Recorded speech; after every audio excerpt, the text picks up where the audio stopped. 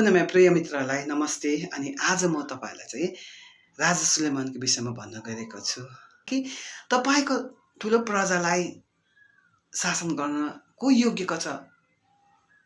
आज जबसम्म तपाईँले मलाई ज्ञान बुद्धि विवेक दिनुहुँदैन तबसम्म म मेरो प्रजालाई अगुवाई अनि मेरो प्रजालाई सठिक मार्गमा म डराउन सक्दिनँ भनेर आफूले आफूलाई परमेश्वर अगाडि झुकाउँदैछ, हम्बल बनाउँदैछ।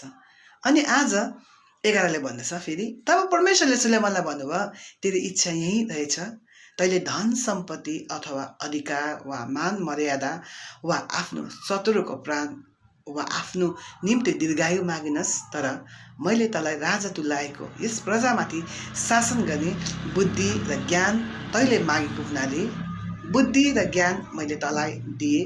म तँलाई धन सम्पत्ति अधिकार र मान मर्यादा पनि दिनेछु, जो तँभन्दा अघि कुनै राजाले पाएको थिएन औ पछिको राजाले पनि पाउने छैन। हामी हेर्नुहोस् कति राम्रो। सुलेमान राजाले आफ्नो लागि मागेन। सुलेमान राजाले निस्वार्थ विचारले परमेश्वरको अगाडि आफ्नो माग राख्नु भएको छ। अनि परमेश्वरले सुलेमान राजालाई प्रसन्न भएर ज्ञान बुद्धि त सुलेमान राजालाई दिइदियो, साथमा परमेश्वरले चाहिँ थप आशिष सुलेमान राजालाई धन सम्पत्ति मान मर्यादा दिएको छ। अनि सुलेमान राजाको चाहिँ बुद्धि ज्ञान चाहिँ सारा देशभरि नै के भयो, देशभरि अनि अन्य देशहरूमा पनि फैलिएर गयो उहाँको कृतिहरू।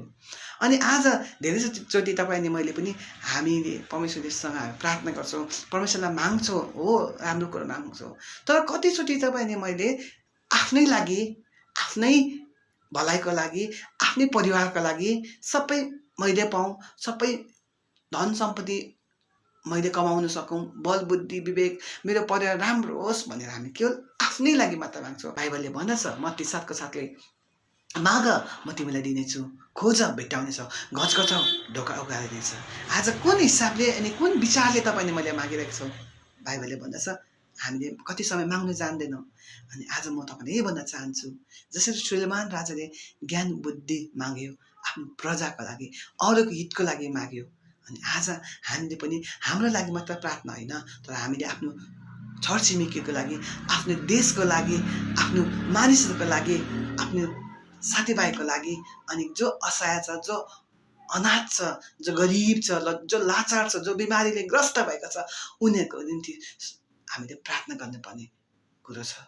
अनि यदि आज हामीले अरूको वास्ता, अरूको हितको लागि हामीले केही कुरो परमेश्वरसँग माग्छौँ भने परमेश्वरले निश्चय नै त्यो कुरो पुरा गर्नुहुन्छ। अनि आज हामीले अरूको लागि सोच्छौँ भने हाम्रो लागि वास्ता फिक्री गर्ने सोच्ने चाहिँ परमेश्वर हुनुहुन्छ।